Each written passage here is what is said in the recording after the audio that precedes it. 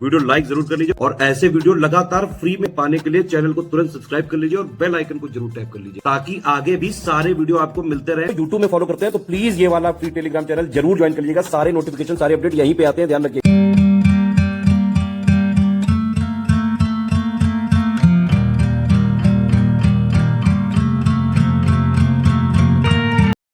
Uttarakhand special current affair यहाँ पर complete करेंगे फरवरी मंथ 2025 का बाइलिंगुअल फॉर्मेट में।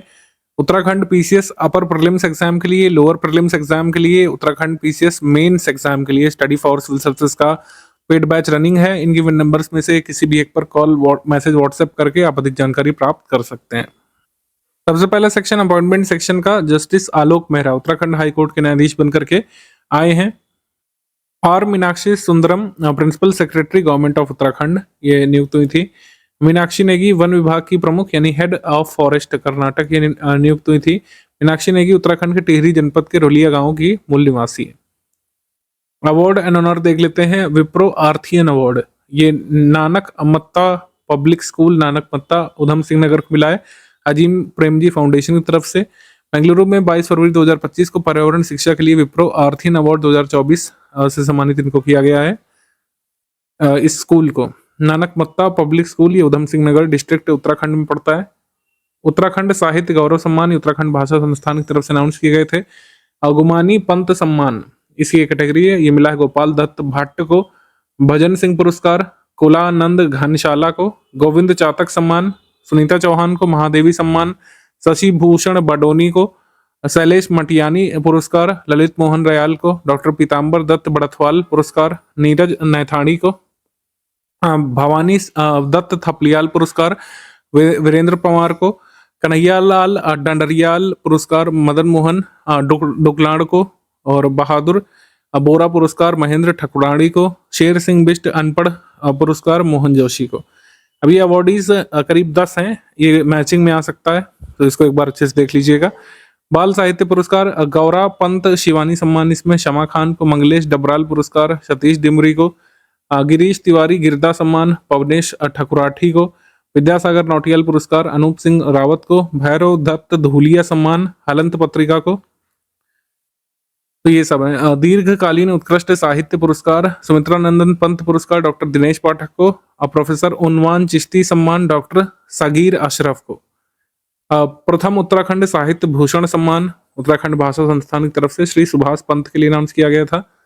उत्तराखंड भाषा संस्थान द्वारा वर्ष 2024 के उत्तराखंड साहित्य गौरव सम्मान में ये एक कैटेगरी है उत्तराखंड साहित्य भूषण श्री सुभाष पंत। धनवंतरी पुरस्कार श्री मायाराम उनियाल को अनाउंस किया गया था मिनिस्ट्री ऑफ आयुष की तरफ से। मायाराम उनियाल के अलावा कई सारे अवार्डीज है लेकिन मायाराम उनियाल उत्तराखंड के अवार्डीज है तो इस वजह से हमने इनका नाम यहाँ पे लिखा है। स्कोच अवार्ड में रुद्रप्रयाग जिला प्रशासन को सम्मानित किया गया था। केदारनाथ यात्रा 2024 के सफल संचालन के लिए, स्वच्छता मेंटेन करने के लिए, पर्यावरणीय संतुलन मेंटेन करने के लिए, पशु कल्याण के लिए और तीर्थयात्रियों की सुरक्षा सुनिश्चित करने के लिए रुद्रप्रयाग जिला प्रशासन को यह पुरस्कार मिला था स्कॉच अवार्ड स्कॉच ग्रुप की तरफ से। अंतर्राष्ट्रीय गार्गी अवार्ड डॉक्टर पूजा तिवारी को अनाउंस किया गया था। टनकपुर की रहने वाली है, एम्स बठिंडा में रिसर्च साइंटिस्ट के रूप में काम करती हैं। ऑब्ituरीज में श्रीमती विमला बहुगुणा 98 वर्ष की आयु में इनका निधन हुआ। विनोबा भावे के भूदान आंदोलन के साथ साथ चिपको आंदोलन में भी इन्होंने पार्टिसिपेट किया था। इन्होंने बच्चों को शिक्षित करने और ग्रामीण महिलाओं में आत्मविश्वास की भावना सृजित करने के साथ साथ शराबबंदी अभियान में शामिल होने के लिए इन्होंने प्रेरित किया था महिलाओं को। सुंदरलाल बहुगुणा की वाइफ थी basically Vimla Bahuguna. Summit section पे आ जाते हैं। सतत जैविक निर्यात के लिए प्रशिक्षण कार्यक्रम training programme for sustainable organic export ये पंतनगर उधम सिंह नगर में आयोजित किया गया था। किसके द्वारा? कृषि और प्रसंस्करण खाद्य उत्पाद निर्यात विकास प्राधिकरण एपीडा के द्वारा और गोविंद वल्लभ पंत कृषि एवं प्रौद्योगिकी विश्वविद्यालय के सहयोग से आयोजित किया गया था। किसानों को जैविक खेती की तकनीक प्रदान करने के लिए एक समझौता ज्ञापन पर हस्ताक्षर भी हुए थे। उत्तराखंड में जैविक उत्पादों के निर्यात में 66% की भारी गिरावट पर चिंता व्यक्त की गई थी। ठीक है, तो कैसे इसको बढ़ा सकते हैं इस पर विचार विमर्श किया गया था। तो यही सब इसमें हुआ था। 14वां मध्य कैरियर पाठ्यक्रम फेज 3 मिड कैरियर कोर्स राष्ट्रीय मानवाधिकार आयोग ने फरवरी 2025 में 14वें मिड कैरियर कोर्स के भाग के रूप में भारतीय वन सेवा IAS अधिकारियों के प्रशिक्षण के लिए कार्यक्रम आयोजित किया था। और रैंक्स रिपोर्ट इंडेक्स पे आ जाएंगे। ग्राहक संतुष्टि सर्वेक्षण एयरपोर्ट्स अथॉरिटी ऑफ इंडिया ने कराया था। इसमें पहले स्थान पर गग्गल एयरपोर्ट जो कांगड़ा में है उसको रखा गया था, और दूसरे स्थान पर देहरादून स्थित जो जॉली ग्रांट एयरपोर्ट है उसको रखा गया था कस्टमर सेटिस्फैक्शन के मामले में। तो जो है सेकंड नंबर पर था देहरादून का Jolly Grant airport customer satisfaction survey में, जो एयरपोर्ट्स अथॉरिटी ऑफ इंडिया ने कराया था। अब एमसीक्यू सेक्शन पे आ जाएंगे हम लोग। हाल ही में उत्तराखंड कैबिनेट द्वारा प्रस्तावित भू कानून के संबंध में निम्नलिखित में से कौन सा कथन सही है? उत्तराखंड कैबिनेट ने लैंड लॉ अमेंडमेंट बिल को मंजूर कर दिया है 19 फरवरी को। इस कानून के तहत आवासीय उपयोग के लिए 250 वर्ग मीटर भूमि खरीदने के लिए शपथ पत्र देना पड़ेगा। बाहरी व्यक्ति हरिद्वार और उधम सिंह नगर को छोड़कर शेष 11 जिलों में कृषि और बागवानी के लिए भूमि नहीं खरीद सकेंगे।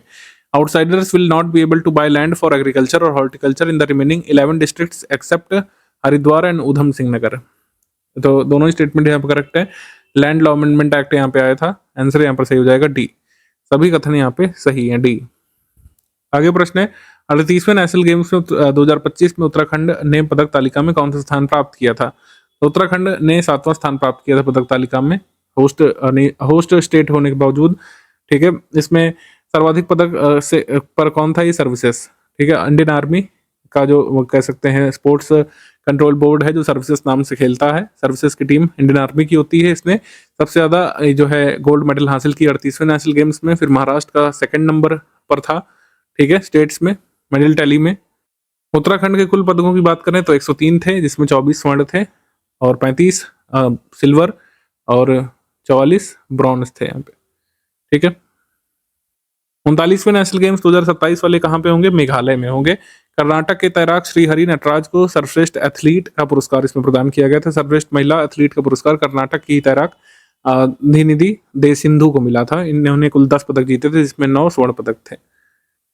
निम्नलिखित में से कौन सा कथन सही है? उत्तराखंड के 10 आदर्श ग्रामों को संस्कृत ग्राम की मान्यता मिली है। ये सही कथन है। उत्तराखंड सरकार ने अगले 5 वर्षों में राज्य की अर्थव्यवस्था को दोगुना करने के लिए 5.70 लाख करोड़ रुपए का लक्ष्य रखा है, यानी कि 5.70 लाख करोड़ रुपए यहाँ पे टारगेट रखा है to double the state's economy in 5 years. ये भी सही है।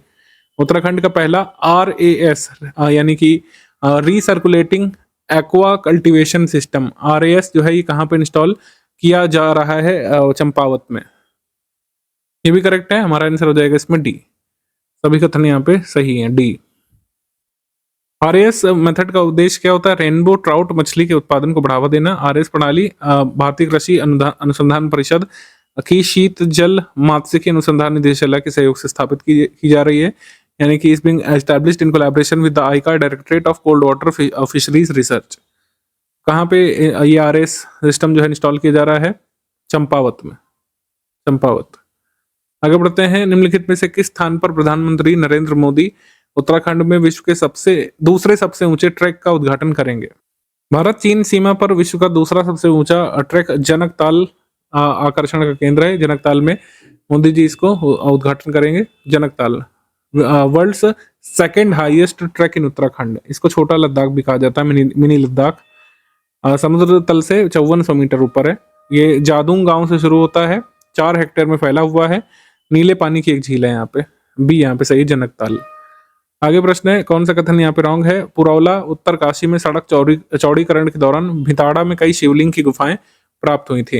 ये करेक्ट स्टेटमेंट है। सेकंड स्टेटमेंट है उत्तराखंड में वनों की आग से बचाव हेतु शीतला खेत मॉडल को अपनाने की योजना बनाई जा रही है। शीतला खेत मॉडल हमने लास्ट वीडियो में बात किया था। ये जो है अल्मोड़ा में फॉरेस्ट डिवीजन में ये मॉडल अपनाया गया था, पूरे स्टेट में इसको फॉलो किया जाएगा। ये सही है, Sheetla Khet model. To combat with forest fire, राज्य आपदा प्रबंधन प्राधिकरण के माध्यम से तैयार की गई coffee table book Shri Kedarnath ji क्षेत्र में आपदा प्रबंधन पर एक और प्रयास का विमोचन मुख्यमंत्री जी द्वारा किया गया था। ये करेक्ट है, आंसर हो जाएगा इसमें डी, यानी इनकरेक्ट कोई नहीं है, आंसर हो जाएगा इसमें डी। उपरोक्त में से कोई भी इनकरेक्ट नहीं है। शीतला खेत मॉडल 2003 में ये शुरू किया गया था श्री गजेंद्र सिंह रावत के द्वारा। Cutting dry grass bushes on the field and barren land by 31 March before summer, यानी 31 मार्च तक खेतों की मेड़ और बंजर भूमि पर सूखी घास झाड़ियों को काटने की परंपरा है। इसी को जो है कैसे कह सकते हैं हम लोग शीतला खेत मॉडल। और 1 अप्रैल को 8 दिवस के रूप में मनाते हुए इस प्रक्रिया को पूरा किया जाता है। फिर ग्रेट बैकयार्ड बर्ड काउंट में उत्तराखंड का निम्नलिखित में से कौन सा स्थान है? Great backyard bird count basically एक बर्ड काउंट इवेंट है, पूरे विश्व में आयोजित किया जाता है। दुनिया भर के बर्ड एंथुसियास्ट यहाँ पे आते हैं और किसी पर्टिकुलर स्पीशीज की काउंटिंग करते हैं। तो ग्रेट बैकयार्ड बर्ड काउंट में उत्तराखंड को दूसरा स्थान यहाँ पे प्राप्त हुआ है। आंसर यहाँ पे है बी। इंडिया ने इस कार्यक्रम में भाग लेना शुरू किया था 2013 में और पक्षी संरक्षण और जागरूकता के लिए एक महत्वपूर्ण आयोजन बन चुका है। पश्चिम बंगाल ने 543 पक्षी प्रजातियों की गणना करके भारत में प्रथम स्थान प्राप्त किया था। 446 प्रजातियों की गणना के साथ यहाँ पर उत्तराखंड सेकंड स्थान पर है।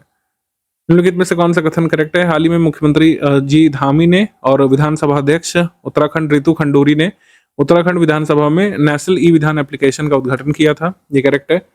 और राष्ट्रीय विधान एप्लीकेशन का उद्देश्य विधानसभा को डिजिटल सदन में परिवर्तित करना होता है। कई सारे स्टेट इसको पहले ही अपना चुके हैं। ये करेक्ट है।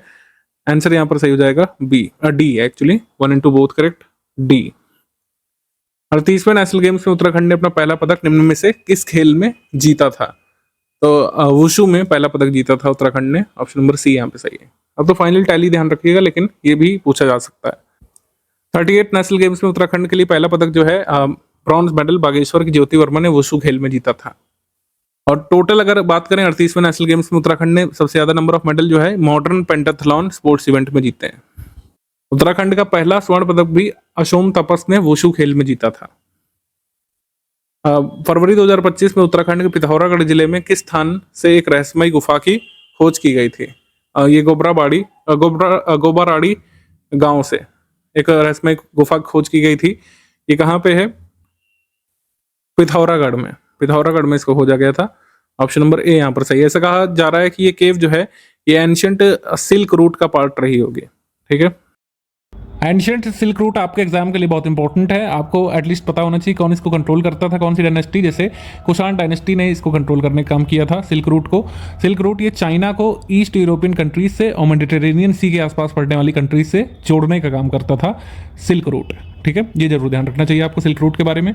इसका नाम सिल्क रूट था, लेकिन इस कह सकते हैं रूट में अन्य वस्तुओं का भी व्यापार होता था, ये ध्यान रखना है। और सिल्क रूट में लैंड रूट भी था और सी रूट भी था, दोनों थे यहाँ पे। यानी जल मार्ग भी था, थल मार्ग भी शामिल था कह सकते हैं सिल्क रूट में। इतना जरूर ध्यान रखिएगा सिल्क रूट के बारे में।